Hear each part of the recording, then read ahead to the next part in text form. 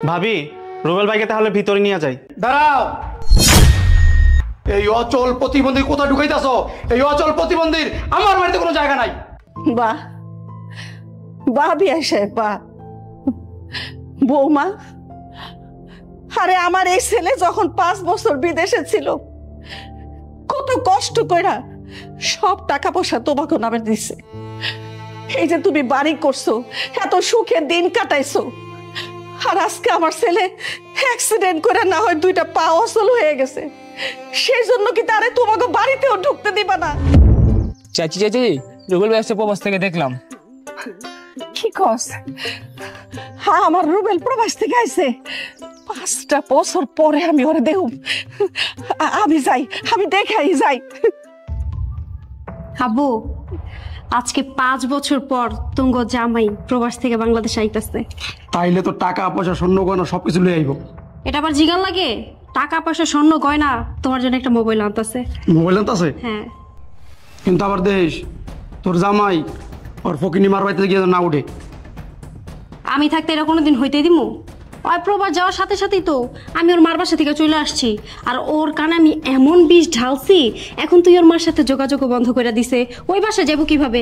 Direct আমাদের এখানে আসবে। তাহলে তো ভালোই হয়, কিন্তু এখন আইতাছে না। হ্যাঁ, আসবে আসবে। আমার আর তোর সইতাছে না। তোমার কি মনে হয় আমার সইতাছে? কই আমার পোলা আইছে বলে? 5 বছর আমি রুবেলরে দেখি না। আমার পোলা কই? আপনি এখানে কেন আইছেন? হ্যাঁ, কি জন্য আসছেন আমাদের বাসায়? ছেলেকে দেখতে আসছেন? হ্যাঁ, ছেলেকে 5 বছর ধরে দেখেন না? ছেলেকে তো দেখতে আসেন নাই, আমি তো ভালো করে বুঝতে পারছি আপনি কেন এখানে আসছেন। যেই শুনছেন আপনার ছেলে 5 বছর পর বাংলাদেশে আসতেছে, কারি কারি টাকা নিশ্চয়ই নিয়ে আসবে, সেই টাকার ভাগ নিতে আসছেন, তাই না? না না বৌমা, এইসব তুমি কি কও? আমি কোনো টাকা পয়সার জন্য আসি নাই। আমি খালি আমার পোলাটা একটু দেখতে আইছি। আর পোলারও দেখবার আইছেন? আপনি পোলার দেখবার আইছেন না টাকা পয়সা লেগে আইছেন? আমরা কি বুঝি না? না না বিয়াসেন, আপনি ওইভাবে কইেন না। বিশ্বাস করো বৌমা, আমি শুধু আমার পোলারে দেখতে আইছি। আমি 5টা বছর রুবেলরে দেখি না, আমি এক নজর দেখাই চলে যাব। একটু কও না মা, কই আছে? আপনি আমার সামনে কাহিনী কমাই করেন। আপনি এখানে কি জন্য আসছেন ওটা আমরা ভালো করেই জানি। ডংটে ঘরে বাসি না, পোলায় কয় না হরি টিরিক পাইরা আমি মরি, পোলায় কয় না মা এ পোলা দেখবার আইছে। আপনি আমার বাড়িতে বাইরান। বিশ্বাস করেন বিয়াসেন, বৌমা বিশ্বাস করো, আমি সত্যি কইতাছি, আমি কোনো টাকা পয়সার জন্য আসি নাই। আমার পোলাটারে গেলে আমি এক নজর দেখে চলে যাবো। একটু ডাকো না মা। আব্বু তো অনেক ঝামেলা করতেছে। এই শুনেন, আপনার ছেলে এখনো আসে নাই, আর আইসেন আপনার এই মুখটা দেখতেও চাইবো না। আপনি এখান থেকে জানতো, ঝামেলা করেন না। ঠিক আছে বৌমা, আমি আমি একটু খাড়াই, আমি খালি এক নজর দেখাই চলে যাব। না, আপনার এখানে দাঁড়াইতে হবে না, আপনি এখান থেকে যান, যান এখান থেকে। আপনি এখন নজর দিয়ে এখন লাগবো না, আপনি আমার বাড়িতে বাইরান। সামনে আপনার এই মহিলা এমনি যাইবো গা ধাক্কা দিয়ে বাইর করে দে। ঠিকই বলছো, বের হও বুড়ির বাচ্চা।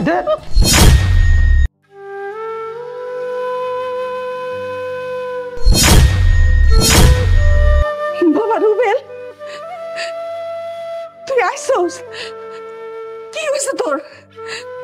তুই এরকম চেয়ারে বয়ে আসছিস কেন? কি হয়েছে, কথা কস না কেন? ও বাবা, বাবা রে কথা কর না, কি হয়েছে তোর? কি হয়েছে রুবেলের? আমার স্বামীর কি হয়েছে? ও হুইল চেয়ারে বসে আসছে কেন? ভাবি, রুবেল ভাই প্রবাস থেকে প্যারালাইজড হয়ে আসছে, ওনার পা দুটো একেবারে অচল হয়ে গেছে। কি কি গো বাবা তুমি? রুবেল কি করতেছ? এটা কিভাবে হলো? হ্যাঁ, তুই কইলি আমার জামাই 5 বছর প্রবাস আইতাছে, টাকা পয়সা স্বর্ণ গয়না সবকিছু লই আইতাছে, আর এখন প্রতিবন্ধী আইছে খালি হাতে। বাবা বাবা আমার বলার কি হয়েছে? আমার খুইলা কত। কাকি, রুবেল ভাই যে কোম্পানিতে কাজ করতো, আমি শুনেছি কোম্পানিতে কাজ করতে গিয়ে উনি হঠাৎ করে অ্যাক্সিডেন্ট করেছে। অ্যাক্সিডেন্ট করার পরে থেকে এরকম প্যারালাইজড হয়ে গেছে, একদম অচল। তারপর কোম্পানি তাকে বাংলাদেশে পাঠিয়ে দিয়েছে, আমি নিয়ে আসছি। ভাবি, রুবেল ভাইকে তাহলে ভিতরে নিয়ে যাই। দাঁড়াও, এই অচল প্রতিবন্ধী কোথায় ঢুকাইতেছো? এই অচল প্রতিবন্ধীর আমার বাড়িতে কোনো জায়গা নাই। বাহ বাহ বিয়া সাহেব বাহ। বৌমা, আরে আমার এই ছেলে যখন 5 বছর বিদেশে ছিল, কত কষ্ট কইরা সব টাকা পয়সা তোমাকে নামে দিছে। এই যে তুমি বাড়ি করছো, এত সুখে দিন কাটাইছো, আর আজকে আমার ছেলে অ্যাক্সিডেন্ট করে না হয় 2টা পা অচল হয়ে গেছে, সেই জন্য কি তারে তোমাকে বাড়িতেও ঢুকতে দিবা না? তার কি কোনো অধিকার নাই এই বাড়িতে? আপনার এই অচল প্রতিবন্ধী ছেলেকে দিয়ে এখন আমি কি করব? আপনার ছেলে তো এখন নিজের পায়ে দাঁড়াইতে পর্যন্ত পারে না। আপনি আসছিলেন না আপনার ছেলেকে দেখতে? আপনার এই প্রতিবন্ধী অচল ল্যাংড়াটাকে নিয়ে এখান থেকে চলে যান। ঠিক আছে বৌমা, আমার ছেলে অচল হয়ে আসতে তাতে কি? আমি আমার ছেলের দিয়া বাড়িতে যাব। আমি তো মা, তুমি স্ত্রী হয়ে তারে ফালাই দিতে পারো, কিন্তু আমি মা হয়ে তা পারবো না। চল বাবা, তুই আমার সাথে আমার বাড়িতে চল। চল। দাঁড়াও মা। কি রে বাবা? রুবেল, তোর কিছু হয় নাই? তুই ঠিক আছিস বাবা? না মা, আমার কিচ্ছু হয় নাই, আমি ঠিক আছি, আমি পুরোপুরি সুস্থ। রুবেল, তুমি পুরোপুরি সুস্থ? কিছু হয়নি তোমার? না, আমার কিচ্ছু হয় নাই, আমি পুরোপুরি সুস্থ। আমার বাসাতে আমার বাইক করে দিবি না বন্ধু? তুই হুইল চেতে নিয়ে বাসায়, ওর সাথে আমি বাসায় যে হিসাব করবো। মা তুমি বাসায় চলো। কিরে, তোর জামাইতে পরিপূর্ণ সুস্থ, এই প্রতিবন্ধী নাটকটা কি লিয়ে করলো? আমি কিভাবে বলবো? চলো বাসায় গিয়ে দেখি, চলো।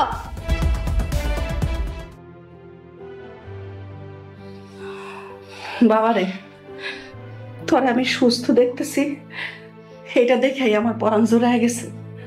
আমার আর কিছু লাগবো না বাবা। থাক মা, তুমি কান্দো না। এই আয়। এই দাঁড়া, তোরা আমার বাড়িতে কেন আসছস?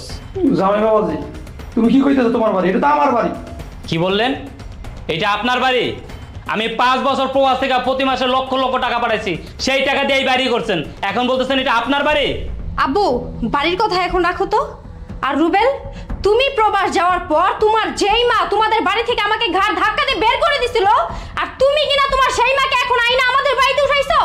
বাবা রুবেল, বিশ্বাস কর, আমি বৌমারে বাইর করি নাই, বরঞ্চ বৌমার তার বাপ মিলা আমাদের চরম ভাবে অপমান কইরা তারা নিজেরাই বাইর হয়ে আসছে। আর তুইও সেই কথা শুই না আমার সাথে 5টা বছর কোনো যোগাযোগ রাখোস নাই। মা, মা আমার ভুল হয়ে গেছে, তোমাকে আর কিচ্ছু বলতে হবে না। আজকে আমার কাছে সবকিছু ক্লিয়ার, আমার যা বোঝার আমি বুঝে গেছি, কি আমার আপন কি আমার পর। রুবেল, তুমি তোমার মায়ের কথা বিশ্বাস করতেছো? এই মিথ্যাবাদী মহিলাটার কথা বিশ্বাস করতেছো? তুমি প্রবাস যাওয়ার পর তোমার মা আমাকে যা না হয় তাই বলে অপমান করছে, আমার গায়ে পর্যন্ত হাত তুলছে, আমাকে বাসা থেকে ঘাড় ধাক্কা দিয়ে বের করে দিছে। আর তুমি তোমার সেই মায়ের কথা বিশ্বাস করতেছো, আমার কথা বিশ্বাস না কইরা?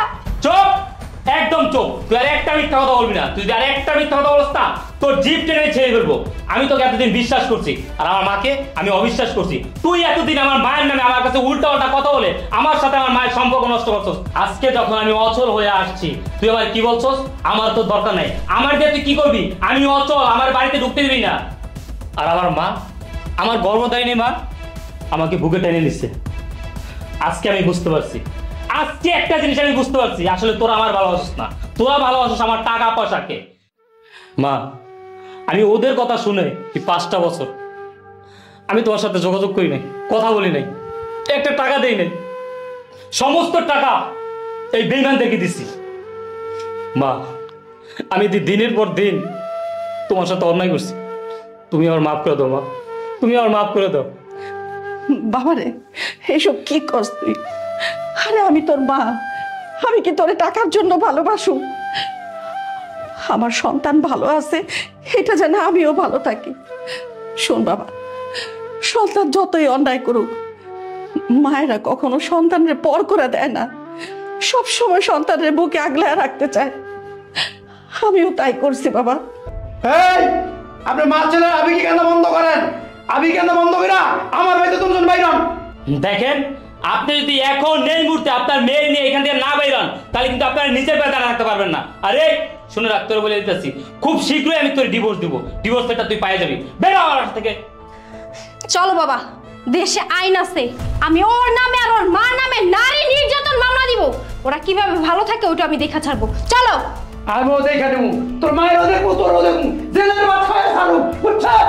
আর বন্ধু, তুই 5 বছর পর প্রবাস থেকে এসে আমাকে বললি তুই তোর নিজের বাড়িতে যেতে পারছিস না, তোকে তোর শ্বশুর বাড়িতে যেতে হচ্ছে। তুই তোর বইয়ের কথা শুনে মায়ের সাথে সম্পর্ক নষ্ট করে দিয়েছিস। তখন আমি তোকে বললাম তুই যে বইয়ের কথা শুনে মায়ের সাথে সম্পর্ক নষ্ট করে দিয়েছিস, আমি তোকে প্রমাণ করে দেবো তোর বউ বড় নাকি তোর মা বড়। আজকে তো প্রমাণ পেলি।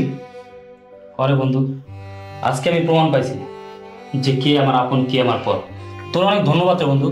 তুই যদি আমার এই বুদ্ধিটা না দিতি তাহলে বুঝতে পারতাম না আসলে আমার আপন কে আর পর কে। মা, এই বাড়ি দেখছো, এই বাড়ি আমার। এখন থেকে তুমি এই বাড়িতেই থাকবে।